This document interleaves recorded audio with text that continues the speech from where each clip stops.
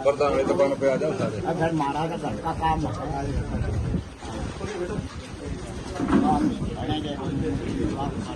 भाई अड़ा जाओ।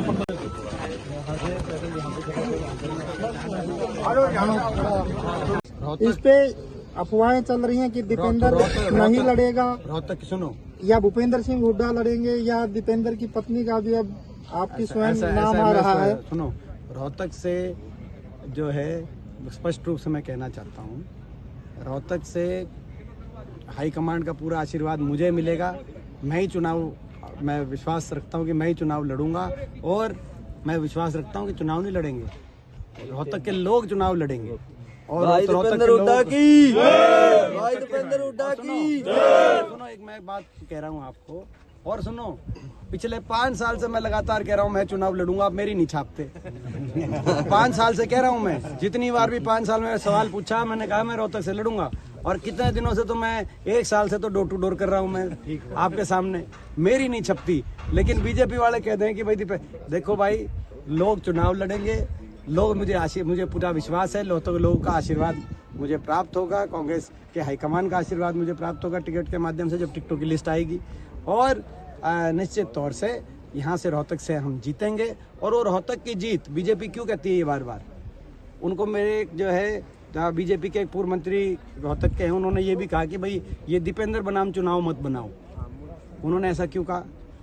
क्योंकि जो है उनको पता है, वो अपने निश्चित हार की डर से वो ये सोचते हैं कि भाई किसी तरीके से ये जो है अपना, तो ऐसा नहीं है, मैं ही लड़ूंगा। और रोहतक की जो जीत होगी वो केवल रोहतक के लोकसभा सांसद बनाने की साबित नहीं होगी, वो हरियाणा की अगली सरकार की नींव टेकने की वो जीत साबित होगी। चंडीगढ़ के अंदर वाया दिल्ली चंडीगढ़ जाने की वो जीत साबित होगी, ये मैं कह सकता हूँ।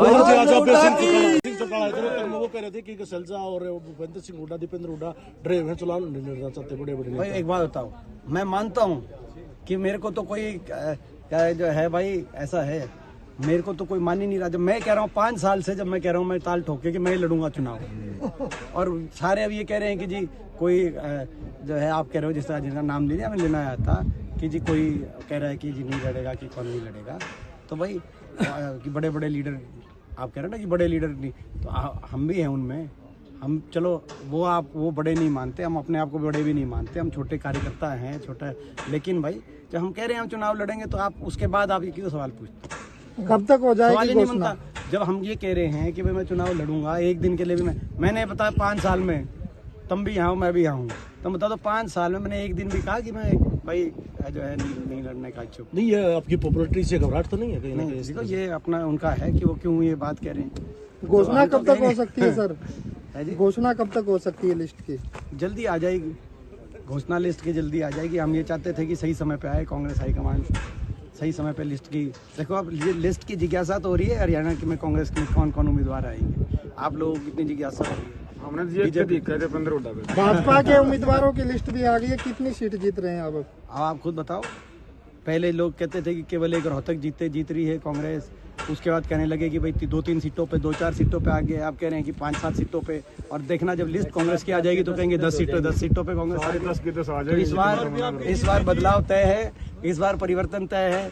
नीचे तो है ही, मगर जो है विधानसभा चुनाव में तो निश्चित हुड्डा साहब के नेतृत्व में कांग्रेस पार्टी की सरकार बनने जा रही है, लेकिन लोकसभा चुनाव में भी 10 की 10 सीट पे हरियाणा के अंदर कांग्रेस का गठबंधन आ रहा है। कुछ दिन पहले रैली हुई थी, आज आम आदमी पार्टी के जो सांसद संजय सिंह, उनको जमानत दे दी गई है सुप्रीम कोर्ट द्वारा, तो उस पर क्या कहेंगे? देखिए ये एक जो भाजपा की जो सरकार, जो दिल्ली की सरकार है, वो जो जिस कार्य प्रणाली से चल रही है वो कार्य प्रणाली अच्छी नहीं। आप देख सकते हैं कि किस तरीके से सरकारी एजेंसियों का दुरुपयोग करके देश में विपक्ष की आवाज़ को दबाने का कुप्रयास सरकार कर रही है। और ये जो सरकार कर रही है, कहीं भी कोई विपक्ष की आवाज़ दिखाई देती है तो ये अपना उसको निशाने पे लिया जाता है। दुर्भाग्य की बात, 1 महीने के अल्प समय में 2 मुख्यमंत्रियों को निशाने पे लेकर झारखंड के मुख्यमंत्री के दफ्तर में ईडी घुस गई, तो दिल्ली के मुख्यमंत्री के घर में से जाके ईडी ने उठाने का काम किया। दो मुख्यमंत्री जेल के अंदर पहुंचा दिए। ये बड़े प्रदेशों के मुख्यमंत्री लोगों ने चुने हुए थे 1 महीने के अंदर। और जो भी ऐसे बहुत से ऐसे लोग हैं जिनको एजेंसियों के निशाने पे लिया गया। ये अच्छी कार्यप्रणाली नहीं है, देश देख रहा है। ये लोकतंत्र को मजबूत करने वाली कार्यप्रणाली तो है नहीं। क्या कारण है कि जो बीजेपी में ज्वाइन हो जाता है उसी दिन उसके ईडी और सीबीआई के मुकदमे माफ किए जाते हैं या ठंडे बस्ते में पहुंचा दिए जाते हैं। हरियाणा में बहुत उदाहरण देखने में आए। कुलदीप बिश्नोई जी पे बड़े मुकदमे हो गए थे, उनकी विदेशों में संपत्तियां पकड़ी गई थी, लेकिन वो बीजेपी ज्वाइन हो गए। वो उसके बाद उनका तो कोई मुकदमा का कोई जिक्र ही नहीं आया। ऐसे ही बड़े बड़े केस चल रहे थे। जो उप मुख्यमंत्री बने दुष्यंत चौटाला, उनके परिवार पे बहुत से केस चल रहे थे, संपत्ति से जुड़े हुए केसेस चल रहे थे, लेकिन वो भाजपा में समर्थन दे गए। उसके बाद उनके मुकदमों का कुछ पता ही नहीं चला। और केवल हरियाणा ही नहीं, महाराष्ट्र में अजीत पवार की क्या स्थिति है, नारायण राणे की क्या स्थिति है, छगन भुजबल की क्या स्थिति है। बड़े बड़े लोगों ने जिन पे मुकदमे चले, जिन्हें घुटने टेके भाजपा के आगे, उनके तो ये कार्यप्रणाली देश हित में नहीं है और प्रजातंत्र के हित में नहीं है और संविधान के हित में नहीं है।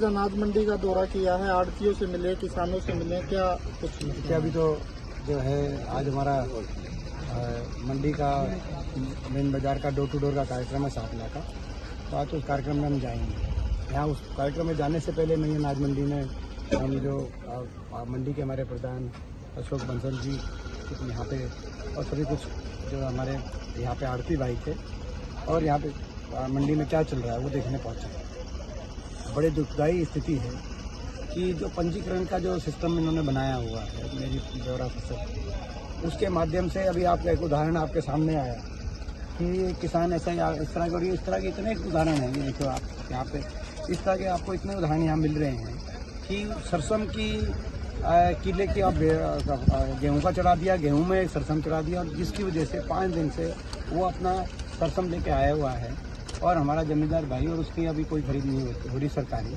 और वो मजबूर किया जा रहा है कि वो प्राइवेट में 1000 रुपये कम भाव प्राइवेट के अंदर मिलता है एमएसपी से। ये एमएसपी की स्थिति है, ये इस पोर्टल की स्थिति है और ये इस पोर्टल सरकार की स्थिति है, और वो चक्कर काटे जा रहा है। तो चक्कर काटे जा रहा है, उसका मतलब कोई कहता है कि हाँ तेरी बात तो ठीक है, लेकिन कोई उसका समाधान ही नहीं करता कोई अफसर। तो अब ये ऐसी स्थिति है। इसी तरीके से जो आड़ती उनको इस सरकार को ने एक चोट तो किसान को, दूसरी चोट आड़ती भाइयों को मारने का काम किया।